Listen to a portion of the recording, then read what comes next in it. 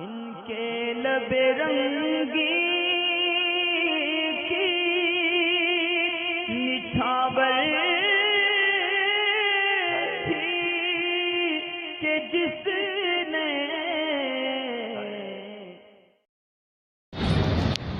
वालेकुम अस्सलाम वरहमतुल्लाहि वबरकातुहू। शेयर मार्केट के ताल्लुक़ से काफ़ी सारे सवाल कमेंट वगैरह पहले भी आ चुके हैं और शेयर मार्केट में इन्वेस्ट करने का खुलासा ये है कि अगर आप कोई जायज़ कंपनी जो जायज़ सामान बेचती हो या जायज़ सर्विस प्रोवाइडर हो, आप उसके शेयर ख़रीदें, उसका कोई नाजायज़ बिज़नेस नहीं होना चाहिए, तो शेयर मार्केट में इन्वेस्ट करना ये जायज़ है। तो इसमें जो है, अगर शेयर मार्केट में अगर कोई बंदा नफ़ा कमाता है और कंपनी भी जायज़ है, उसके पहले के काम जो है उसका फंडामेंटल आप जानते हैं कि वो किस तरीके का काम करती है, तो उसमें कोई हर्ज वाली बात नहीं है।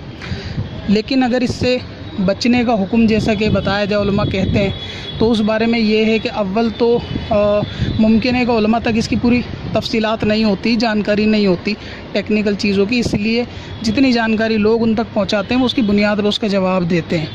तो इसलिए शेयर मार्केट असल में है जायज़, इससे जो है ना प्रॉफिट कमाया जा सकता है, इसमें कोई शरन कराहत वाली बात नहीं है।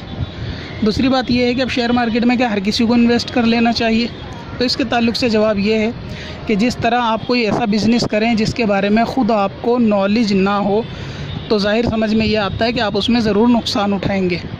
तो जिस तरह आप कोई और बिज़नेस करने से पहले उसके बारे में जानकारी लेते हैं, सीखते समझते हैं, तो उसी तरह शेयर मार्केट भी है कि अगर आप ये सोचेंगे जी पैसा लगा दें, आज 10 रुपये की चीज़ कल 20 में हो जाएगी, तो ऐसा नहीं होता। पेशेंस वालों का भी काम होता है।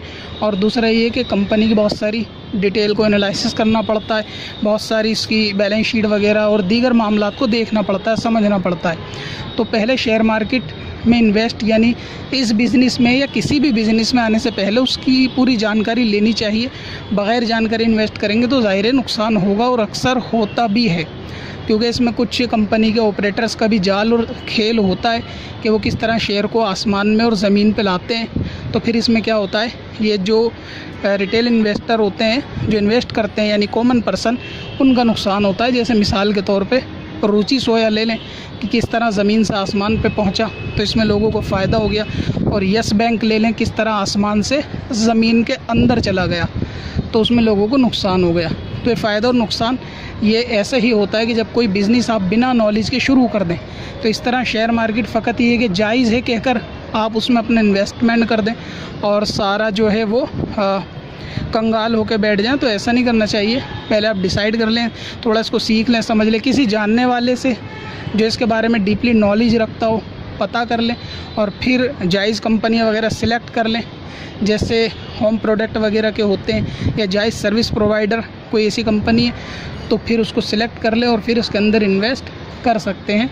मगर ये कि बिना सीखे इसमें आएंगे तो जाहिर है कि इसमें आपको नुकसान ज़रूर होगा, क्योंकि इसके अंदर न्यू इन्वेस्टरों को जो है ना बहुत आसानी से ऑपरेटर जो है वो फंसाते हैं, शेयर के भाव को बहुत ज़्यादा ऊंचा नीचा करके, और ये सब उनके हाथ में होता भी है। तो इसलिए सीखने के बाद इनमें इन्वेस्ट जो है वो किया जा सकता है, और इससे हासिल हुआ मुनाफा वो भी जायज़ है।